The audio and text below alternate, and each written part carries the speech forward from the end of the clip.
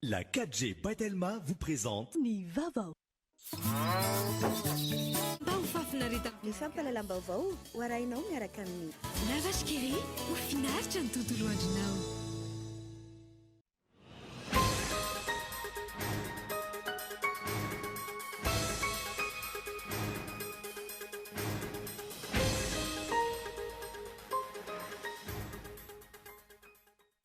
Tsy hisy intsony ny gaboraraka sy ny goragora amin'ny fampiarana ny lalàna ho ny premier ministre lehibe ny gouvernement nandritra ny fidinany ifotony nataony alina. Teboka maro no nivoatra nandritra ny filan-kevitry ny gouvernement sy ny ministra omaly ankoatra ny fipetrany raisiny mahakasika ny délestage sy ny fifidianana solombavamboaka nisy ihany koa ireo fanesorana sy fanendrena tompon'andraikitra maro. Filazana fikarohana olona miisa roa androany navoaka ny Bianco raharaha mahakasika ny fanodikidinam-bola, famotsim-bola, fanaovana osika sy fampiasana osika no anton'izany. Nisy andian'olona manao fomba fanao sy fivelomana maka ankery ny tanin'olona efa titreborne any Sambava efa antaonany maro izao. Mirahina mangataka ny ampiarana ny didipitsarana sy ampitsarana izany fomba ratsy izany izy ireo. Marisaka iraisam-pirenena nampiantso évêque maneran-tany Pape François androany manoloana ny tranga pédophilie. Nanamafy ny tokony andraisana fepetra manoloana io olana io ny tenany. Ny andidin'ireo avy hatrany.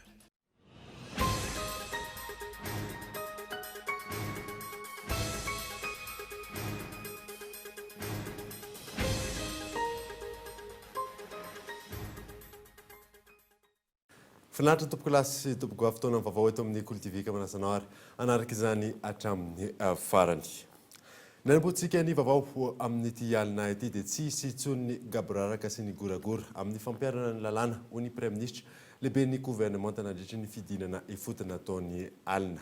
Tsy maintsy averina ny fanidinany bara amin'ny fotoana voatondro ialana amin'ny firongatry ny asanjola sy ny fanafiana Gaëtan Andriatsilavo. Nandray fepetra ny mpitondra fanjakana fa tsy maintsy averina ny filaminana manerana ny nosy. Araka izany, no atevenina ireo mpitandro filaminana manao fitsafoana na atoandro na alina. Napetraka ny paikady rehetra, ampiena ny tahan'ny asa ratsy. Omaly alina, nisy ny fidinana ifotony nataon'ny premier ministre sy ireo délégation niaraka taminy, nijery ny fampiarana ireo fepetra noraisin'ireo. Isaky ny fivoahana amin'ny tanàna zany misy ireo premier ministre dia misy force de l'ordre firenena daholo. Dia zany fandray amin'ny aton'ny gendarmerie amin'ny anay dia efa misy communication zany entre amin'ireo. Ny ainga teo Andavamamba, ny azo ny tsena nanosy be hatreny anosy zato. Dia hoana ny fandriam-pahalemana ety aminareo? Fandriam-pahalemana aloha zany ato anatin'ny tsena milamina fa ny any ivelany any zany amin'izao no tena tsy milamina matetika. Raha misy zavatra mitsanga ety dia inona nataonareo? Raha misy zavatra mitsanga dia raha misy chef zany ery dia mampandre any zay aloha. Aiza ny chef? Ao misy chef d'équipe, misy lehibe. Koa moa misy polisy miaraka amin'izay. Aiza misy polisy?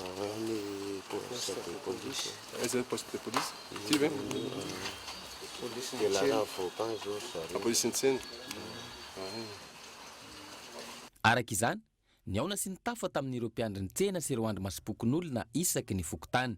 Miambina to dia hita amin'ny parky iny tsy fa misy an'ilehatra somary manokoafy kely oatra la. Hitanay Dia misy vavahady fivoatra zany nataona ety amin'ny fatra ety ahafahana amin'ny jery ny fandriam-pahalemana. raha hoana zany fandriam-pahalemana zany aty aminareo zavaty? Hatreto aloha zany hatramin'ny ametrahana ny vavahady sy ny fandraisana andraikitry ny mponina sy ny fandaminana izay natao zany dia nisy ambamina hatreto aloha izy. Taorian'izay, ny azo anambopo sy ankatso. Tena toerana izay mbola nisy barany voa, mihoatra ny amin'ny 9 ora alina voatondro ny lalàna.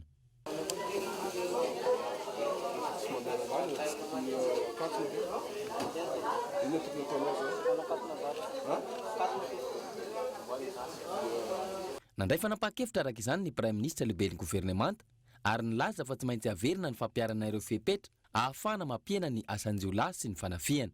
Hoentitra ny fanaraha-maso raha ny fanazavany. Tsy maintsy tezaina koa ny olona amin'ny lafin-javatra ohatran'izany satria efa ela loatra ela loatra koa ny goragora zany eo amin'izany fametrahana ny lamina sinza fandriam-pahalemana zany. Fantatsika fa reny fanafiana amin'ny alina reny dia matetika any amin'ny bara no ny manana azy reny dia zay vao mandeha rehefa misasakadina ny andro dia na amiray maraina ohatran'izany ka tsy maintsy mamerina an'izany discipline zany tsika amin'izao fotoana zao ary zany no nentaniko vaoaka malagasy maneran'nosy mba hanome tanana ny mpitandro filaminana.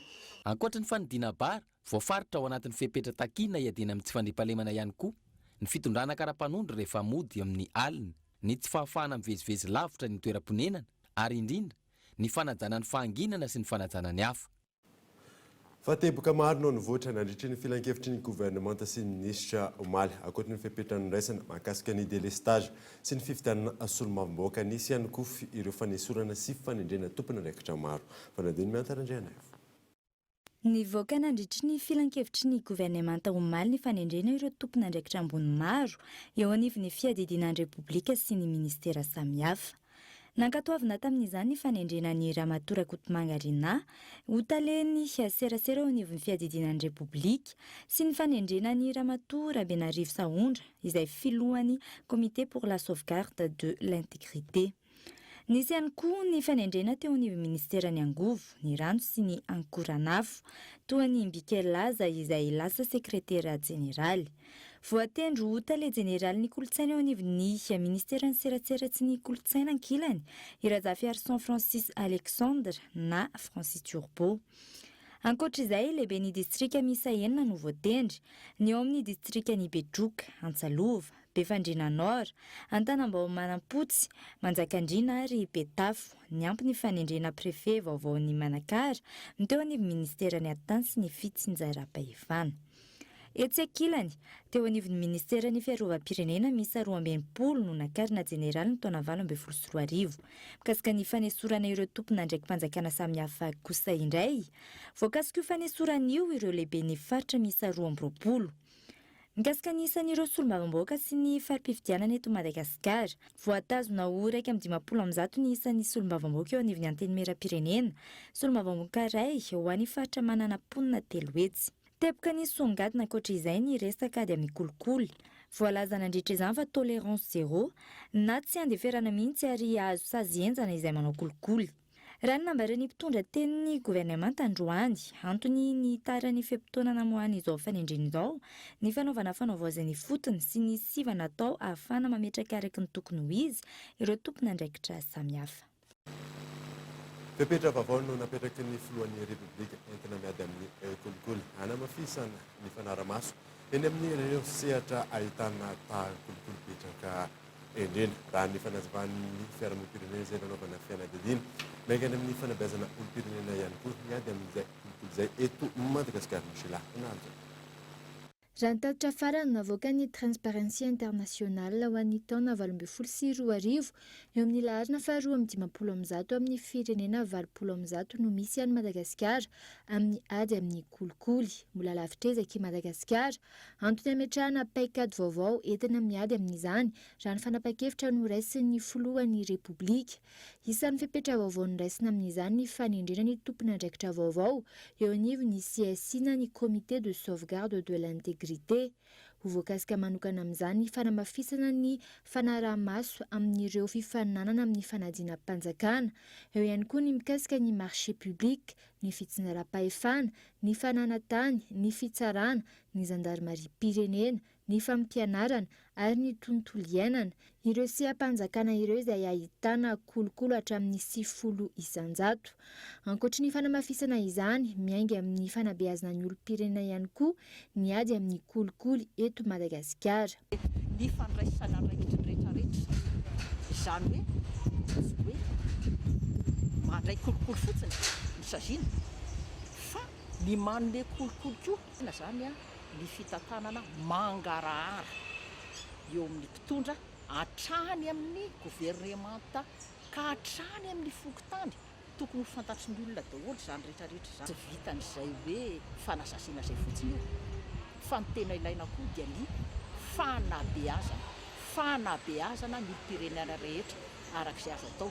Izany dia tsy ho vitanay fiarahamonim-pirenena fotsiny fa tompona andraikitra n'izany koa ianareo amin'ny ainao manjery, tompona andraikitra n'izany koa ny ny mpitondra. Efa manomboka ny ady amin'ny kolikoly amin'izao raha nibaiko avy amin'ny filohan'ny repoblika ao anatin'ny 3 volana no tokony ametrahana ireo fenitra rehetra eny amin'ireo birao mpanjakana, ohatra amin'izany ny vola aloha rehefa mikarakara taratasy mpanjakana izay tsy maintsy atao afisy. Ao anatin'izay 3 volana izay ihany koa no tokony hipetraka ireo cellule anti-corruption eny anivon'ny ministera isan'isany.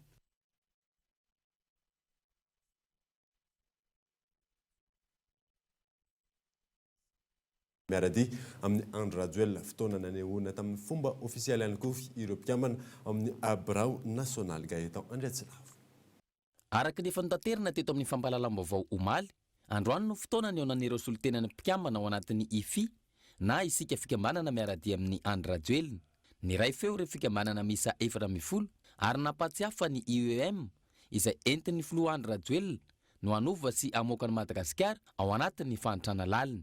Araka izany, ny fampiarahaba na tratra ny taona vaovao sy nahazoana filoham-pirenena andrasan'ny vahoaka malagasy. Tsy nijanona hatreo anefa, nisy ny fanolorana tamin'ny fomba ofisialy ireo olona mandrafitra ny birao nasionaly ny IFI sy ireo filohan'ny IFI amin'ny faritany enina eto Madagasikara. Madagasikara mandroso ny tanjona hoy ny filoha nasionaly ny IFI izay nitarika ny fionana sy ny lanonana androany. Ankoatr'izay, naneho ny fahavonona ny fanometanana amin'ny filoha Andry Rajoelina izy ireo ary nampanantena fa hiaro ny ezaka rehetra vita ahafana miroso amin'ny fampandrosoana lovain-jafy. Amin'ny maha fikambanana politika azy, nisy ihany koa ny dinidinika hiatrehana ny fifidianana solombavam-bahoaka. Mivelatra amin'ny faritany enina sy ny faritra 13 manerana ny nosy ny IFI ankehitriny ary nametraka rafitra hitantanana izany vondrom-pikambanana izany. Fa fianakaviana misa 12 no nahazo trano vita amin'ny conteneur eny amin'ny La Réunion kely. Tetikasa izay nivolavolain'ny ministeran'ny mponina sy ny fiahina ara-tsosialy ary ny primature Albertin Ramelarivo. Fianakaviana misa 20 no monina eto La Réunion kely, monina ao anaty trano sachet nandritry ny taona maro. No hatsaraina ny toerana nomena trano vita amin'ny conteneur izy ireo miaraka amin'ny fandriana sy kidoro. 12 fianakaviana no nisitraka izany tamin'ity androany ity. Ny vahoaka malagasy kely rehetra sahirana, itsika samy manana ny plazatika aby fa ny azy an'izay. Tsika sahirana matomy mena dia misaotra betsaka tompoko. Ilay izy moa izany nataony sesy avaty misesy miakatra ilay izy satria raha avaty ambany no miakatra makany ambony. Izay aloha izany dia tsy nahafantatra, tsy fantatsay hoe tena ion'ny eto manjakizay ve izay sa mandalo fotsiny ilay izy nefa na mifarindrindray izay tsy manana andoavana hofa-trano ny mponina eto Anarana kely satria kapoaka sy tovanga no tena atom-pivelomana eto dia izay no nahatonga amin'ny nanaovana trano sachet eto dia nisoloana ny tony conteneur vaovao izay menanay tony dia fakasitrahana nataonay amin'ny madame ministre sy ny fitondram-panjakana mahefa. Tetikasa izay nivolavolain'ny ministeran'ny mponina sy ny fiahina ara-tsosialy ary ny primature ity fanavaozana ity. Misy 5 ireo trano vita amin'ny conteneur izay natolotry ny ministry ny mponina sy ny fiahina ara-tsosialy androany ary toy hatrany fametrahana izany eny an-toerana. Tonga tao aminay ao amin'ny ministeran'ny mponina sy ny mpiara-miasa rehetra ao amin'ny ministeran'ny mponina ny fanapahan-kevitra. Io fanapahan-kevitra io moa izany dia iarahana ihany koa tamin'ny Andriamatoa Prime Ministre lehibe ny gouvernemanta ihany koa tamin'ny fangatahana an'ireto conteneur reto avy amin'ny ireo namana, ireo havana malala-tanana. Dia navadika ho trano ny ministeran'ny population moa no nanao ny rehetrarehetra ny conteneur azo amin'ny malala-tanana dia navadika ho trano fonenana. Ary ny ezaka ho ataonay moa izany dia ny mba isin'ny ity maison conteneur ity hipetrahan'ireo havantsika rehetra izay tsy manan-kelofana. Etsy ankilany, anamboatra trano fonenana HLM na habitat loyer modéré ho an'ireo tsy manan-kelovana ihany koa ny ministeran'ny mponina. Tanjona ny tsy sy ny matory eny an-dalambe sy anaty tunnel ary ny eny amoron-dalana. Fa isan'ny vaovao misongadina ihany koa dia filazana fikarohana olona miisa 2 androany navoakan'ny Bianco raharaha mahakasika ny fanodikidinam-bola, famotsim-bola, fanaovana osoka sy ny fampiasana osoka moa no antony izay fikarohana izay fanadina.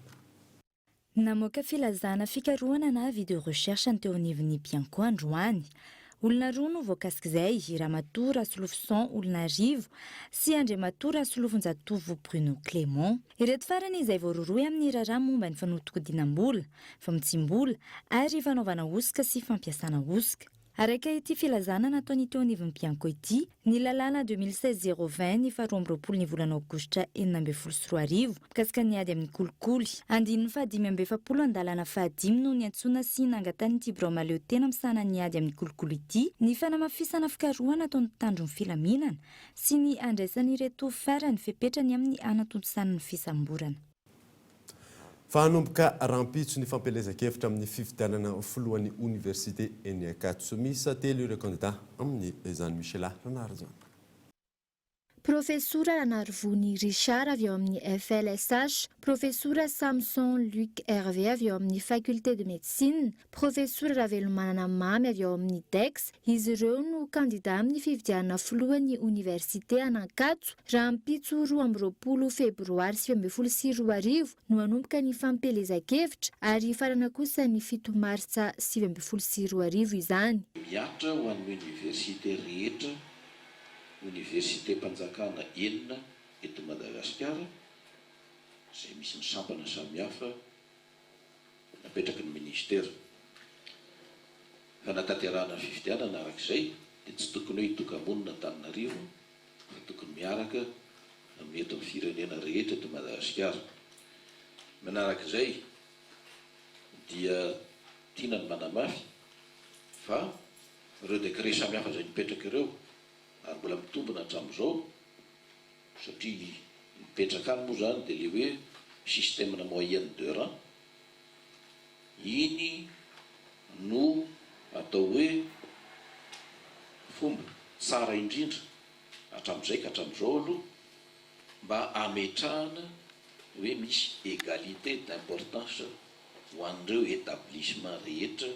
Raha tsy ahivina ny 1 martsa izao no tanterahana izay fifidianana izay, manomboka amin'ny 7 ora ary mifarana amin'ny 3 ora tolakandro. Raha ny fanazavana azo, miisa 572 ireo mpifidy, 7,20 amin'ireo no mpampianatra mpikaroka raikitra, 5,37 kosa ny mpandraraha. Valin'ny mpifidianana dia hivoaka ny 1 martsa ihany amin'ny 5 ora hariva.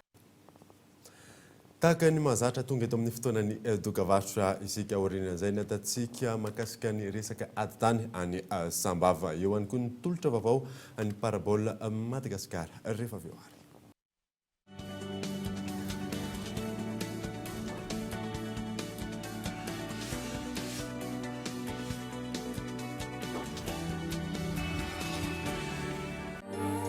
Chocolat Tsar, un goût authentique.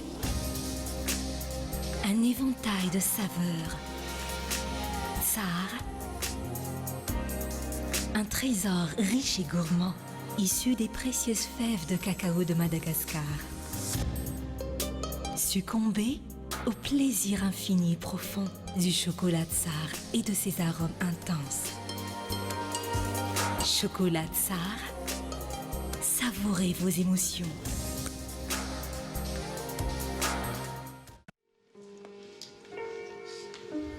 J'ai envie qu'on passe beaucoup de temps ensemble.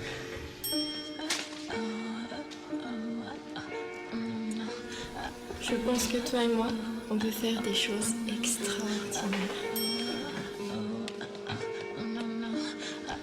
Je te veux partout avec moi. Et tu sais quoi? Je te kiffe.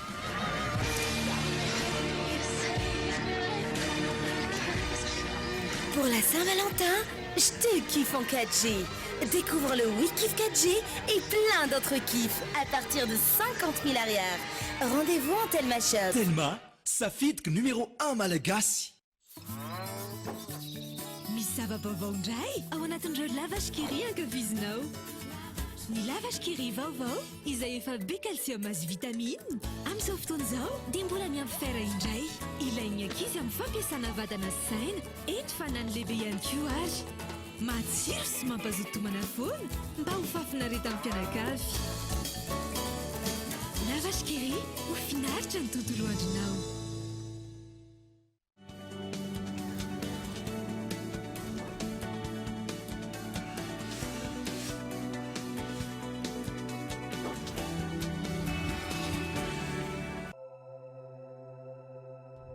Comment en est-on arrivé là?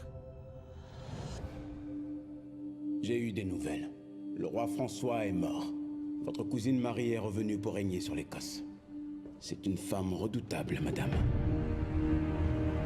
Donc elle se prépare à la guerre? Pas du tout. Certes, je commande des armées, mais dites à ma cousine que nous prions pour rester en paix. J'espère que nous nous rencontrerons pour pouvoir sceller nos destins. Vous ne pouvez pas lever une armée. Vous doutez souvent de ce que je suis en mesure de faire. N'entrez pas dans leur jeu. Votre cœur vaut mieux que les hommes qui vous conseillent. Vous devriez mesurer vos propos. Je refuse de me faire tancer par une inférieure. Une inférieure? Si vous choisissez de me tuer, vous tuerez votre sœur. Et vous tuerez votre reine. Comment en est-on arrivé là? Araka ny hitantsika teo hoe Marie Stuart reine de Cosse izay indray ny horonan-tsara raha antsika anio alina eto amin'ny Cool TV.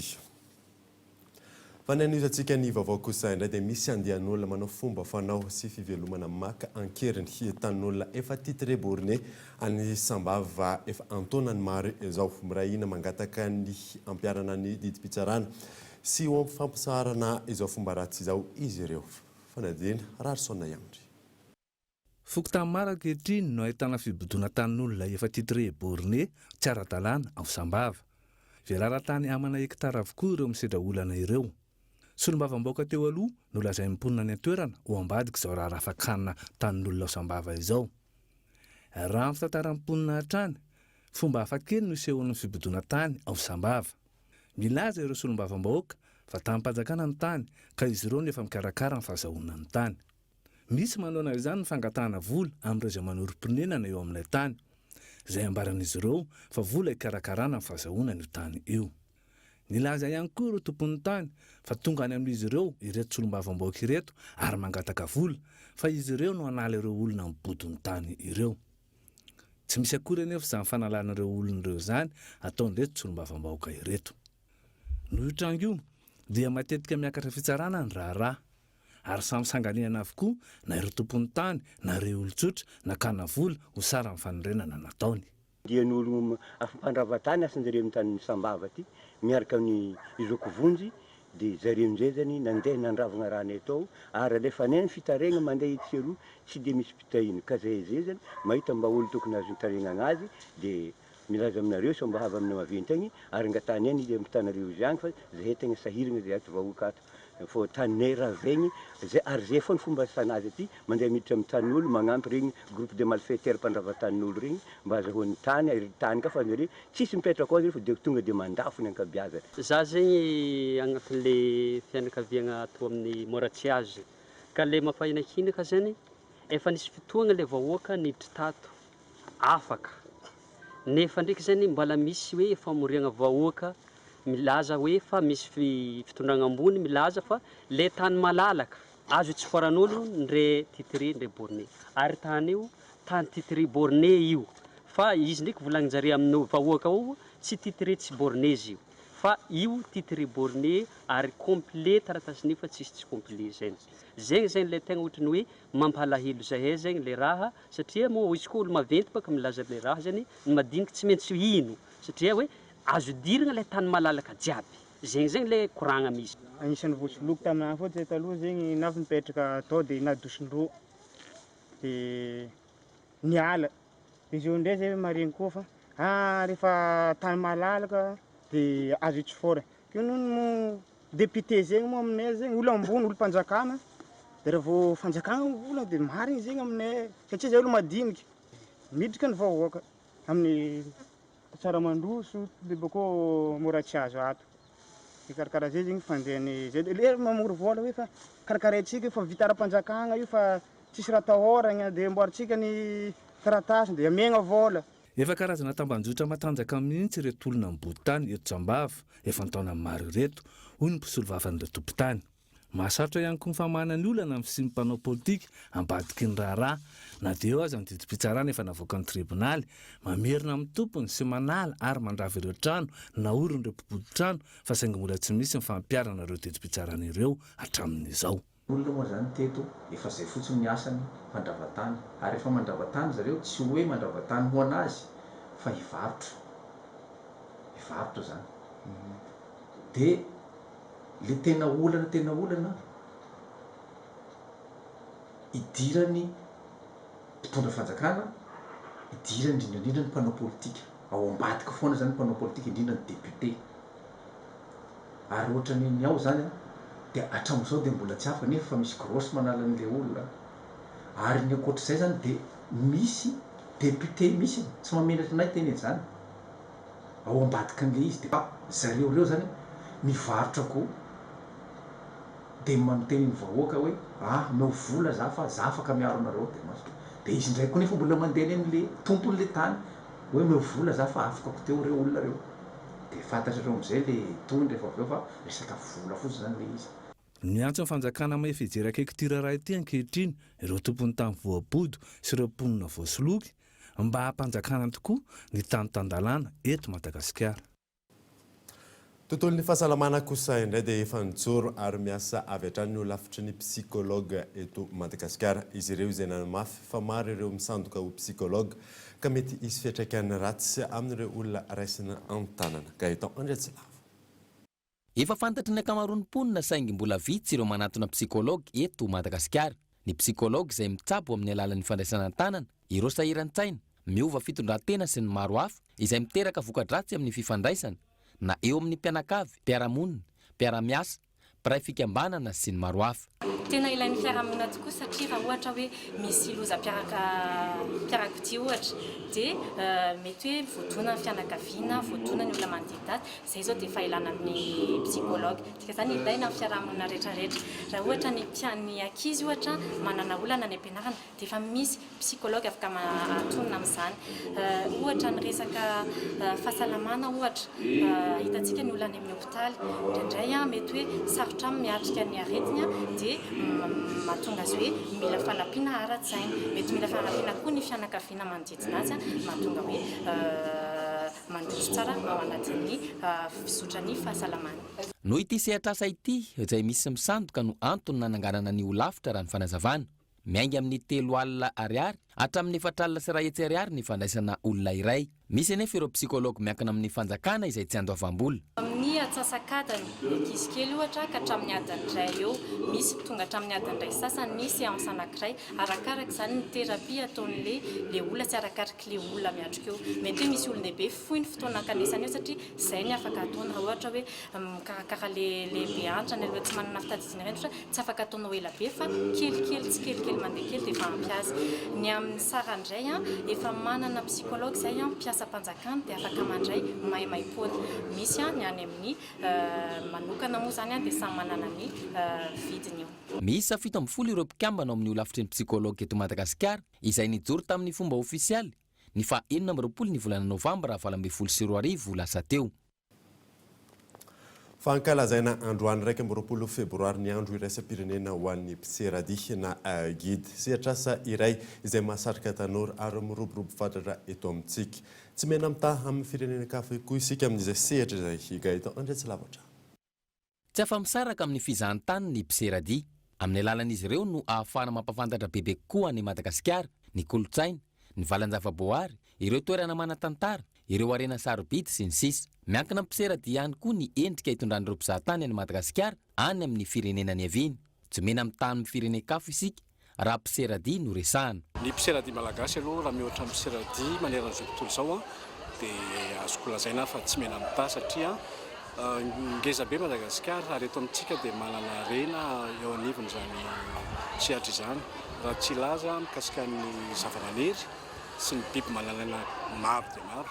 Efa voafehan'ny mpiserady malagasy daholo zany amin'izao fotoan'izao ary tiako ny manamarika eto fa efa hita eto Madagasikara daholo amin'izao fotoan'izao le mpiserady ny teny amin'ny tenim-pirenena maro dia maro.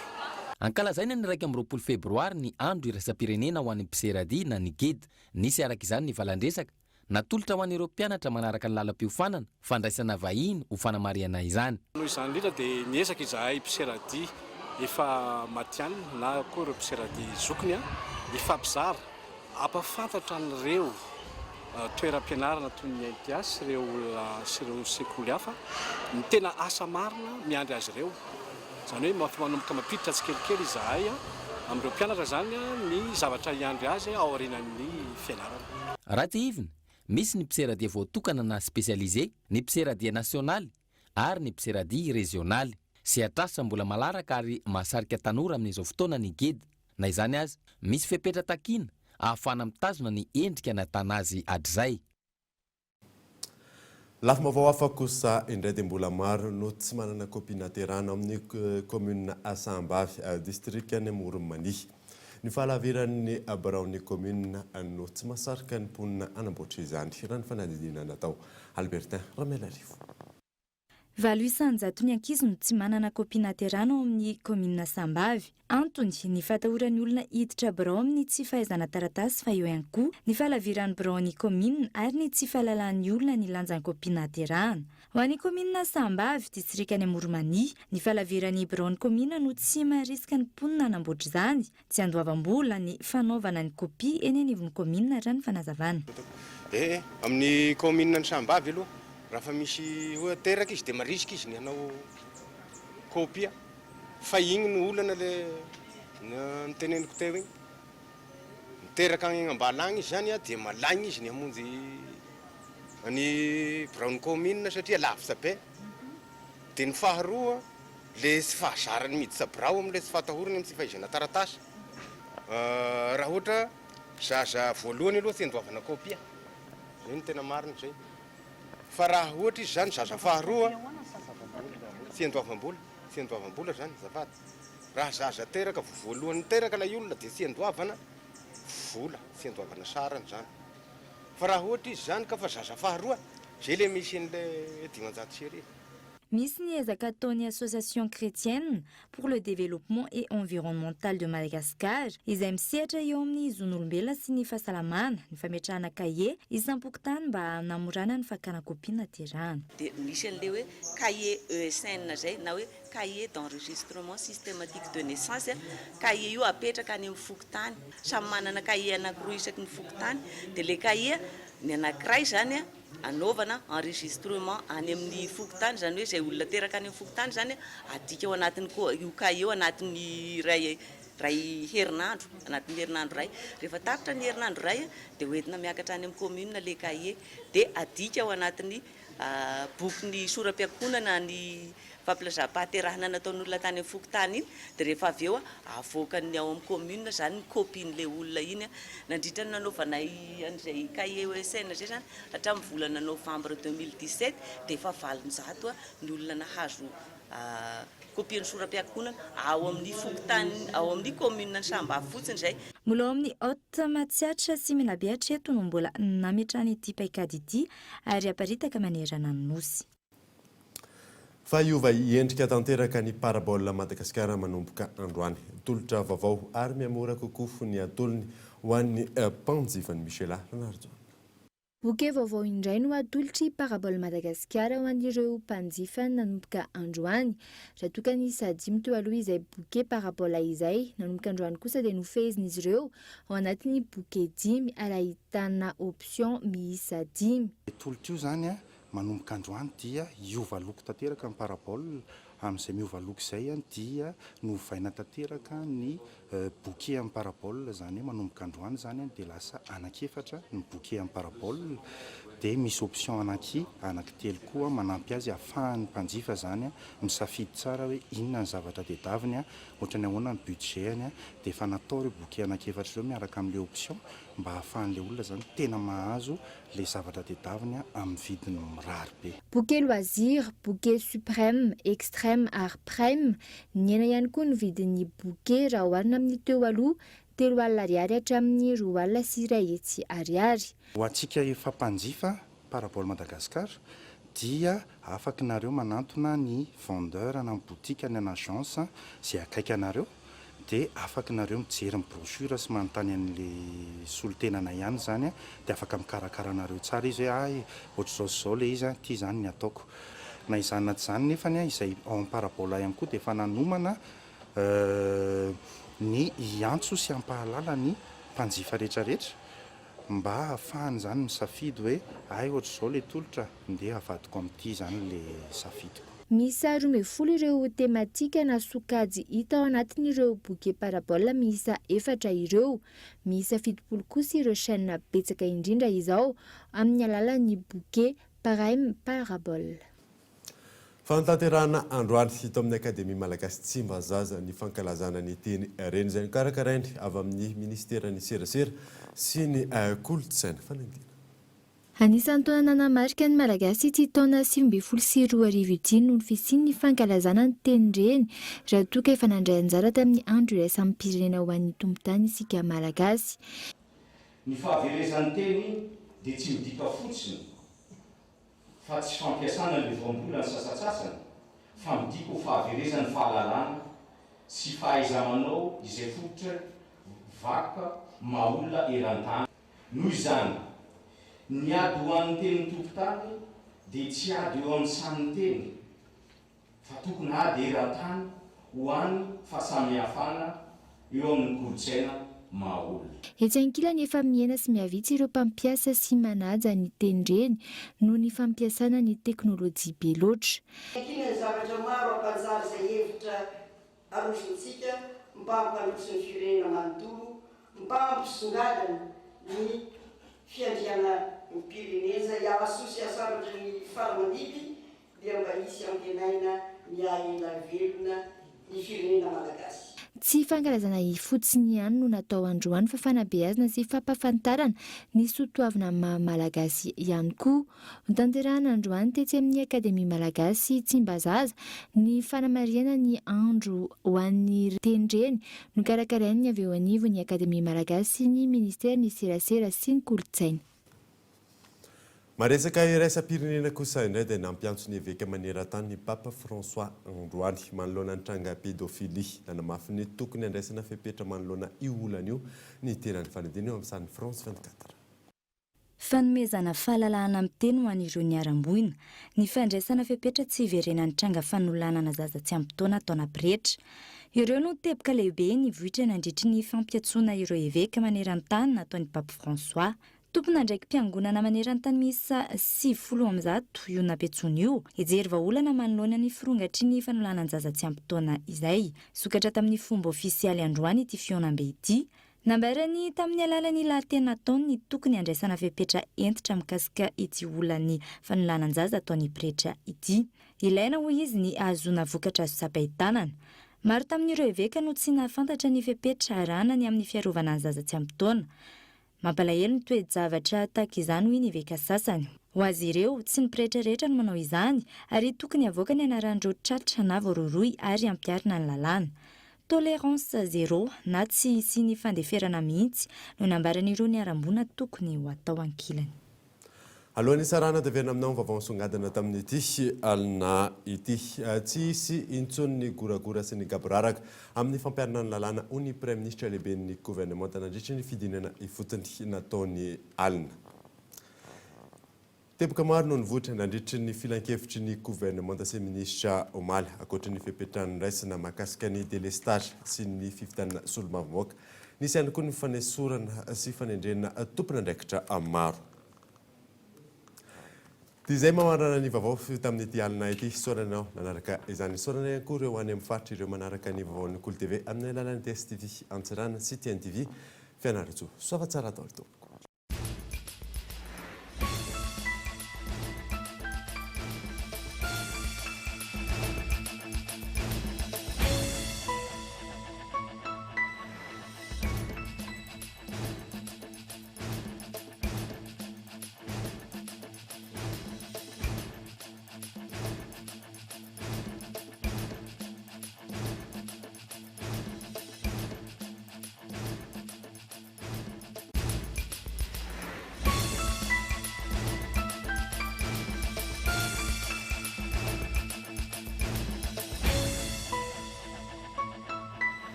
La 4G Batelma vous a présenté Ni Vavo.